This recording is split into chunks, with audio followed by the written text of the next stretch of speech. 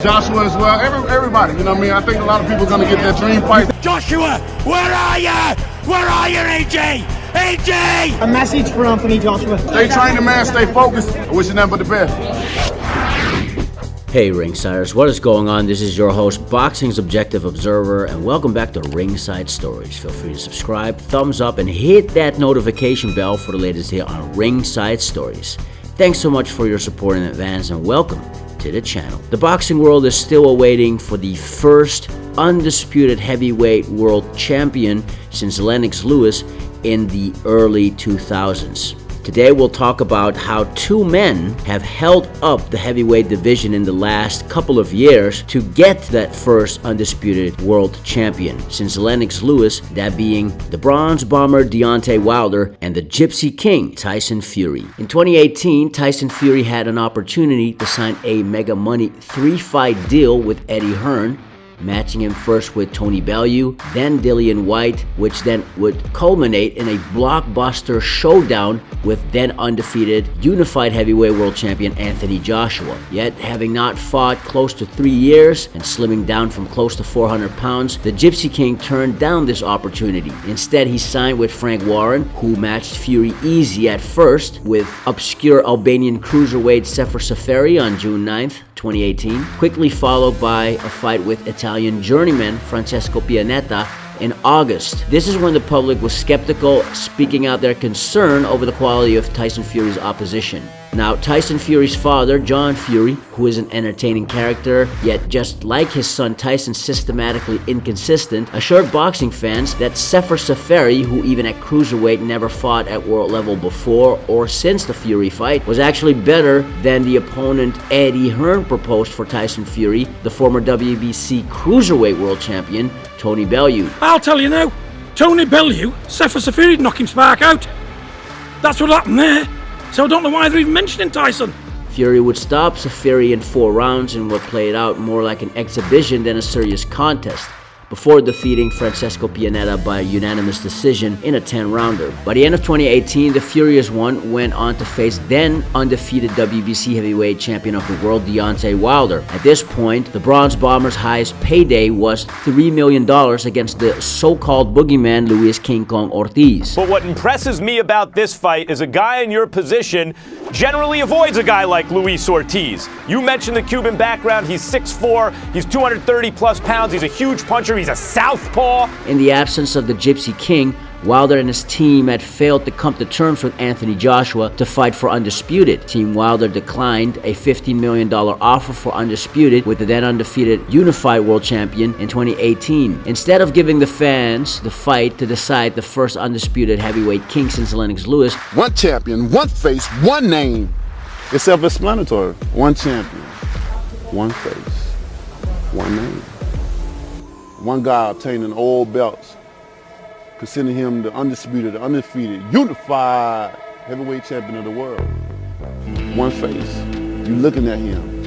And what's my name? Deontay Wilder opted for a voluntary defense against the now beltless Tyson Fury, a fight in which Deontay Wilder struggled even against the Tyson Fury far removed from his optimum form. Wilder-Fury ended in a controversial draw. Most objective boxing fans still conclude to this day that Fury got robbed, yours truly included. Wilder, who at the start of 2019 was lucky to still hold on to his WBC crown, continued to shun the prospect of an undisputed match with Joshua and instead pushed for an immediate rematch with the Gypsy King. Despite initially agreeing at first, Fury would go back on his word soon in a very Tyson Fury-esque way, signing a multi-fight deal with Top Rank and ESPN. As for his fights, just like in 2018, Fury got matched soft, first with undefeated yet unknown German Tom Schwarz, and then unknown Swede Otto Wallin. Team Wilder was approached once again to make the Joshua fight, this time by DAZN, who offered Team Wilder over $100 million,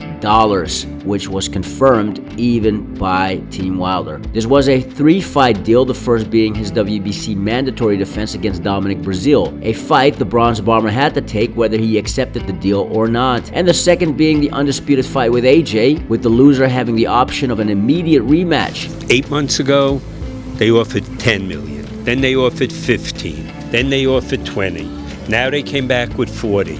Deontay's only getting bigger, so you can imagine what it's going to be when they do fight.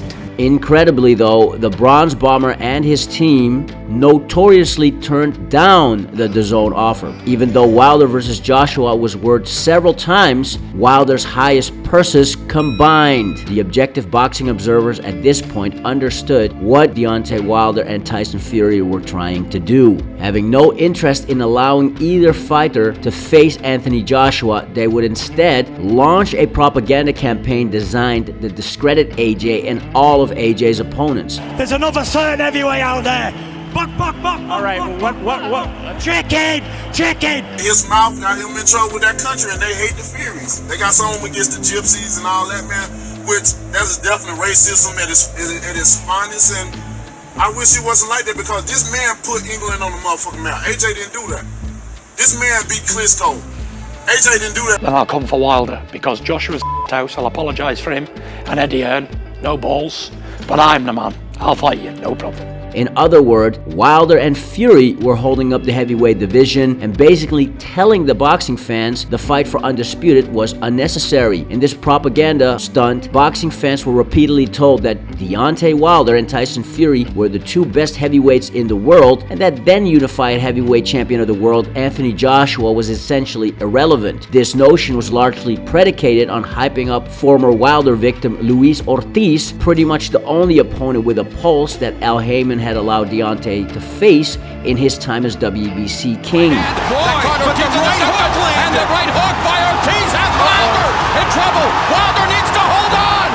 Let's see if Ortiz gets to him now. Oh, straight left. Ortiz was being sold as a far superior opponent than any of the opponents Anthony Joshua had faced. The reality, however, is that when Wilder faced King Kong in March of 2018, Luis King Kong Ortiz was just as unproven as Deontay Wilder himself. I mean, if you take a look at Ortiz's resume up until that point, the conclusion is that his resume was more than paper thin. When he fought Wilder, the Cuban was just 4 weeks shy of his 39th birthday, and that is just the official story. Ortiz never medaled at any major international tournament in the amateurs, and his best win as a pro was in 2014 over Brian Jennings, who's considered a small heavyweight. You can compare that to two Anthony Joshua opponents of similar age. Vladimir Klitschko, a gold medalist, two-time world heavyweight champion, with 28 world title fights under his belt. Klitschko reigned supreme over a decade. Only reason he didn't become undisputed world champion during his reign was because his brother Vitaly held the WBC crown. And then you have Alexander Povetkin, also an Olympic gold medalist and a former WBA world champion, whose only pro defeat at the time was at the hands of Vladimir Klitschko. Just these two fighters have more experience and more credibility than Luis King Kong Ortiz. You don't have to be a boxing expert to know this as a fact. But in order to obfuscate what they are doing from the public, they have to constantly discredit the other champions and convince people that they are the real champ. This is what Deontay Wilder did during his 5-year reign as WBC heavyweight world champion, where Deontay Wilder notoriously fought no-hopers or washed-up journeymen for most. But get what, Don? He said he brought you to the top. But what you gonna do when he gets stopped? Cause I'm about to put this Haitian on permanent vacation. And the new Bomb Squad!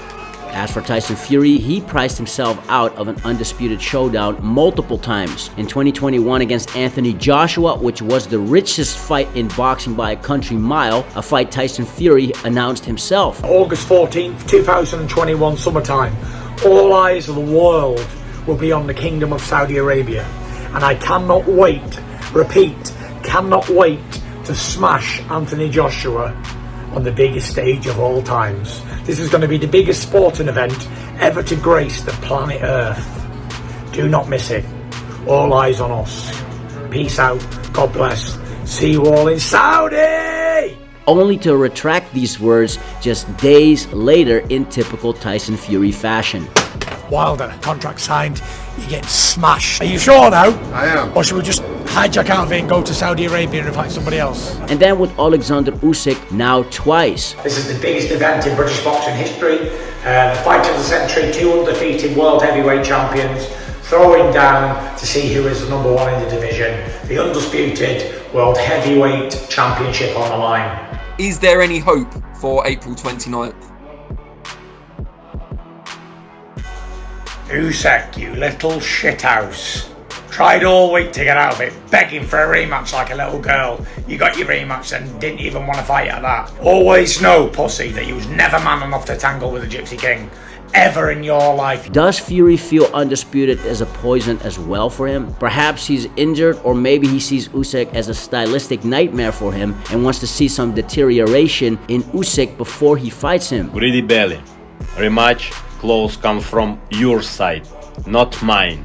Stop whining and ducking. Be a man or vacate the belt. I need Undisputed and not to play your stupid games. Fury has previously admitted openly that the hardest fight of his career was against Steve Cunningham, a fleet-of-foot quick cruiserweight who Fury described as being as slippery as an eel. Maybe the Gypsy King feels concerned that the technically gifted southpaw Usyk, who has all the credentials and experience both amateur and professional, will be even more slippery. Predictably, both Tyson Fury and his dad John have attempted to discredit Usyk over the past year, claiming that the former undisputed cruiserweight and current unified heavyweight champion is actually inferior to Steve Cunningham. And do you know why that is? Well, the answer is obvious. If you're not going to fight him, you have to discredit them. That is the game the Furies are playing and have played for a long time. They say the game is to be sold, not told. In an era with so much talent, so much variety, so much financial opportunities, even in places in the world outside the norm, even after 2 long decades and multiple generations of heavyweights, it is almost absurd to think that boxing still is waiting to crown his first undisputed heavyweight world champion